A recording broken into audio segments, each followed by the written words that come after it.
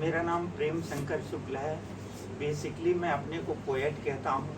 नौकरी में यहाँ भारत भवन के प्रशासन का चीफ हूँ, ये है। और ये जो मल्टी आर्ट कॉम्प्लेक्स है, यहाँ मैं इसका जो आरंभिक वर्ष है, इसकी स्थापना जब से आरंभ हुआ तभी से मैं काम कर रहा हूँ। विभिन्न जगहों में यहाँ का काम किया और यहाँ होना मुझे सचमुच में बहुत अच्छा लगता है। भारत में ऐसा इंस्टीट्यूशन दूसरा नहीं है जो सभी कला अनुशासनों को एक ही परिसर में, एक बिल्डिंग में रखता हो। ऐसा कोई संस्थान नहीं है भारत में। संगीत का अलग है, कोई सिनेमा का अलग है, कोई पेंटिंग का, जैसे हमारी ललित कला एकेडमी वो अलग है, लिटरेचर का अलग है, लेटर्स एकेडमी जो हमारी साहित्य एकेडमी है वो है। लेकिन सभी कला रूपों को, सभी डिसिप्लिन को इकट्ठा एक जगह रखने वाला ये देश का इकलौता संस्थान है। हमारे देश का अकेला इंस्टीट्यूशन है जिसको आप देख रहे हैं। तो जैसे इसमें आपने अभी कला प्रदर्शनियाँ देखी होंगी, आप कभी आएंगे तो यहाँ म्यूजिक कंसर्ट देखेंगे, चाहे वोकल हो, इंस्ट्रूमेंटल हो, डांस का होगा, ऐसे बहुत सारा कुछ परिसर में आपने जो हमने टेलीविज़न वगैरह के माध्यम से दिखाया है वो आपने संभवतः देखा सुना होगा। फिर वर्कशॉप चल रहे हैं, एक सिरेमिक का चल रहा है, एक ग्राफिक का चल रहा है और उसके साथ साथ नाटक का है पूरा, एक लिटरेचर का विंग है, एक बल्कि वर्ल्ड पोएट्री सेंटर भी है। इसमें अभी हमारी सरकार ने बनाया कि दुनिया में कविता के क्षेत्र में जो काम हो रहा है, जो नवाचार हो रहा है, नए प्रयोग हो रहे हैं, चाहे किसी भी भाषा का हो, और दूसरे डिसिप्लिन से कैसे पोएट्री अपने को इनरिच करती है, समृद्ध करती है, वो भी देखा जाए। तो ये सब चीज़ों पर काम के लिए विश्व कविता केंद्र भी बना है यहाँ। भारत भवन ने 1989 में एक वर्ल्ड पोइट्री का एक समारोह भी किया, फेस्टिवल किया था, वर्ल्ड पोइट्री फेस्टिवल, तो भी किया था। एक 1988 में एशिया पोइट्री का किया था। तो इस तरह से ऐसे फेस्टिवल भी यहाँ हुए हैं।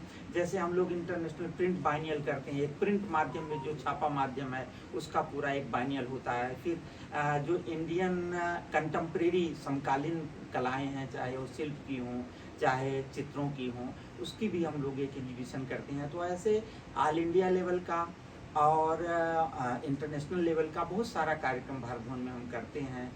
जब से यह बना है 1982 से, तो बहुत सारा काम हुआ। जैसे खुद पोइट्री के लिए बहुत बड़ा काम है, उसको कविता प्रसंग हम लोग बोलते हैं, जिसमें 40 से अधिक हिंदी कवि आए और कविता की स्थितियों पर, कविता के प्रश्नों पर, जो समाज के प्रश्न है उसको कविता कैसे डील करती है, कैसा अपने भीतर लाती, इन तमाम चीज़ों पर बातचीत हुई। कविता और भाषा के जो अंतर संबंध है उसको लेकर बातचीत हुई। तो कविता प्रसंग किया। ऐसे आप जो अभी कहानी की बात कर रही थी, तो कथा प्रसंग किया हमने। तो कथा प्रसंग में भी यही है कि कहानी के क्या प्रश्न हैं, कहानी को कैसा, लैंग्वेज का कैसा सिंटेक्स चाहिए, हमारी लैंग्वेज इसको पूरा कर रही है या नहीं, या भाषा को किसी तरह से बदलने की ज़रूरत है, या भाषा दूसरी भाषाओं से कुछ ले रही है, क्या प्रेरणा ले रही है, या कुछ बारू भी कर रही है, कुछ अपना शब्दकोश समृद्ध कर रही है, ये सब देखा जाए। इन प्रश्नों को लेकर हम लोगों ने कथा प्रसंग, कविता प्रसंग जैसे बड़े समारोह किए। वैसे फेस्टिवल भी करते हैं लेखकों पर, जो हिंदी के बड़े लेखक हैं, जैसे हजरत शाह द्विवेदी पर प्रसंग हुआ, अजय पर हुआ, कुंवर नारायण पर हुआ, रेणु पर हुआ। ऐसे बहुत सारा प्रसंग भी हम लोग करते हैं। प्रसंग का आशय है कि उस लेखक को आपने, अकेला वो लेखक है, उसकी क्रिएटिविटी है, उस पर जो अभी का लेखक है या उसका समकालीन है उस पर बातचीत करे, उसकी राइटिंग को फोकस करे, ये हम करते हैं। फिर हमारी मैगजीन भी है, उसको निकालते हैं, लिटरेचर की है, इस समय तो थोड़ा सा स्थगित जैसी है, लेकिन इस तरह का जो भारत भवन की पूरी गतिविधि है, इसको हम लोग जिसको कहें दो पंक्तियों में कहा जाए तो यही है, ये भारत का अकेला ऐसा संस्थान है जो आर्ट के, लिटरेचर के डिसिप्लिन है उसको एक जगह संभव करने वाले, एक परिसर में, एक बिल्डिंग के भीतर संभव करने वाला संस्थान है।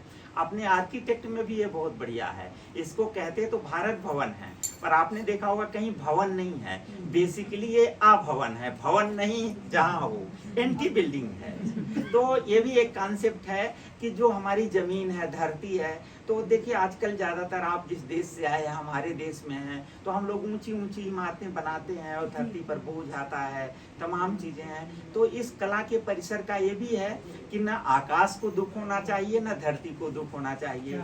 आप ये देखिए कि आप इधर झील आपने देखा होगा, तो झील में बढ़िया हवा नहाती है, धोती है, फिर भारत वन घूमने आती है। अच्छा, और वो आपको शीतल रखती है।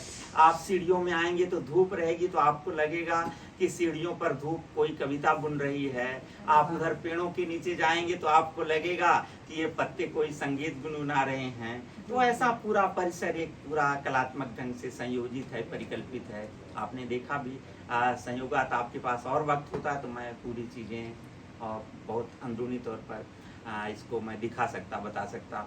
एक जो अंतरंग है उसमें भी जो हमारे जो भरत मुनि का नाट्यशास्त्र है, तो उसमें जो जिस तरह के थिएटर की परिकल्पना है कि प्रेक्षक ऊपर होगा और जो कलाकार होगा नीचे होगा, वही नाटक अच्छा है जो अपने को कम करे, प्रेक्षक को। उसके यहाँ आर्टिस्ट बड़ा नहीं है, प्रेक्षक जो